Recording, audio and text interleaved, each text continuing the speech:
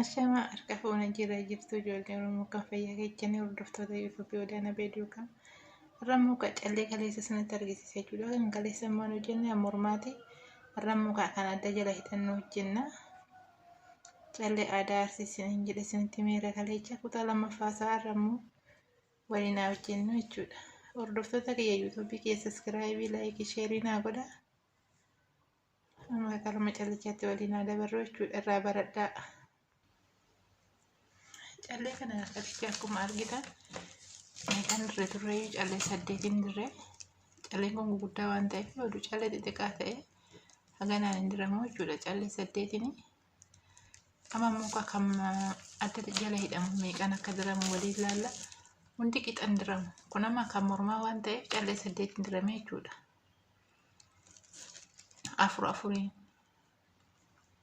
Afuriin goone jidduu keessa 3 jechuudha. Arra muka kanarra kan xiqqaatu jechuudha. Adda dura kan hidhamu jechuudha. Adda duree keenya kanarra hidhannu kan kanaa gadi jechuudha.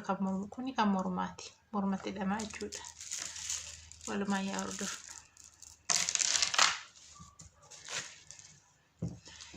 Amma haala kanaan qopheeffannee irra kirriidha.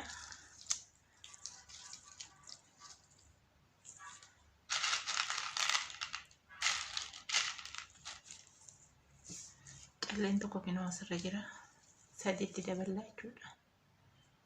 Kanarra callee 4 adda dura waan hidhannuuf bifa kanaan jechuudha 3.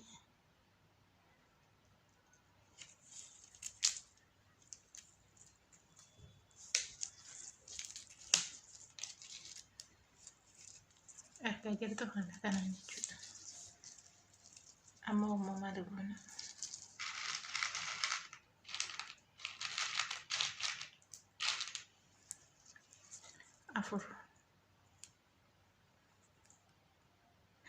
Maaliif afur ta'a kaleecha 3 jidduu keessa diramu jettani asirree akkana kan deemu dhumarratti jechuudha. Kun amma fakkeenyaaf callee kana dhumarratti seesisna jechuudha kirrii kana. Dhumarra waan ta'eef afuriin deema kun. Kaleecha jidduu keessa waan ta'eef 3 goona. Garuu dhuma isaa kanarra kaleecha akkuma isinitti argisiisa 4 dirama.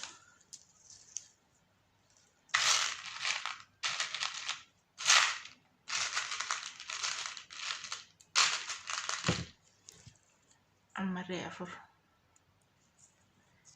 Yeroo hunda daarirraa garas achoo deemuun garasiis akkana yoo deebistan 4 diruu qabdan. Maaliif seetan daariin isaanii akkasiin bareeduuf jechuudha.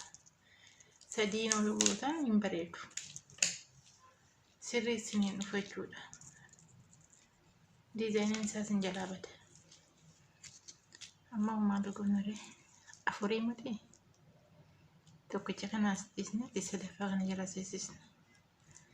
Lamaan garasitti dhiisne jechuudha. Callee 4 ammaa sana argitanii miti. Lamaan kana akka as dhiisne tokkicha kanaas dhiisne sadaffaa kana jala seesisna jechuudha. Haala kana kirrii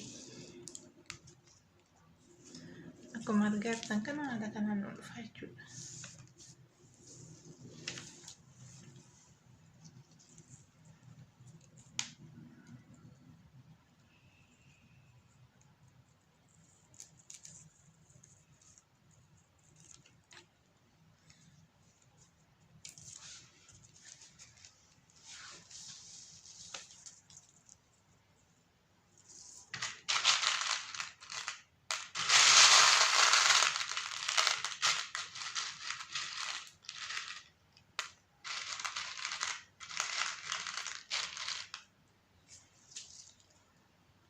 Ammarree meeqa 4.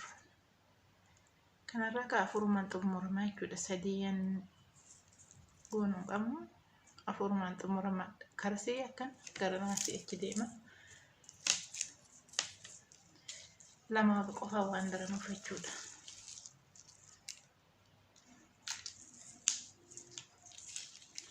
Amma sadaffaa kana jala seesisna ammas siree jechuudha.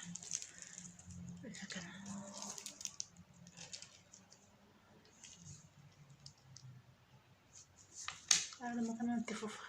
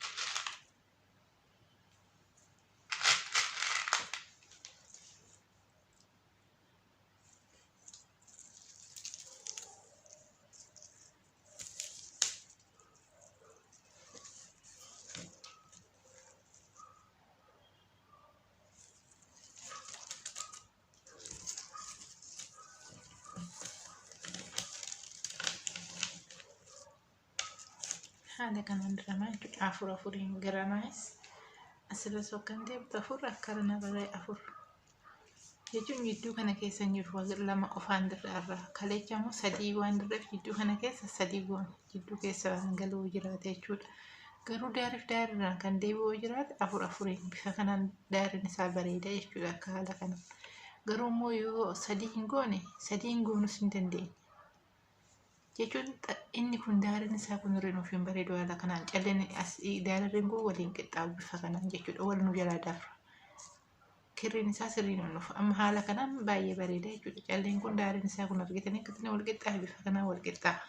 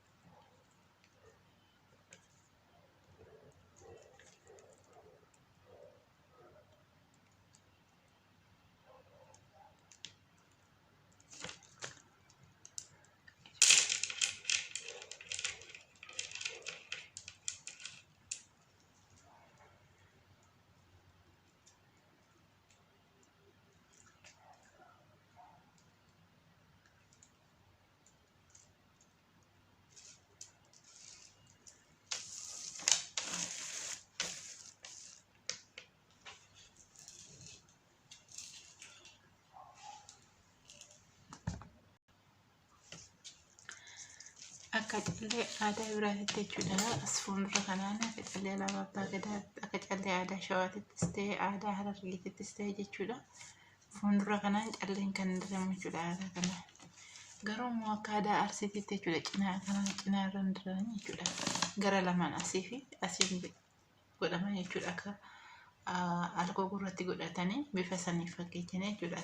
Kanarraan godhaman asii fi asitti jechuudha. Akka callee aadaa shawaa akkas fuuldura kanaan godhamu san akkasitti miti.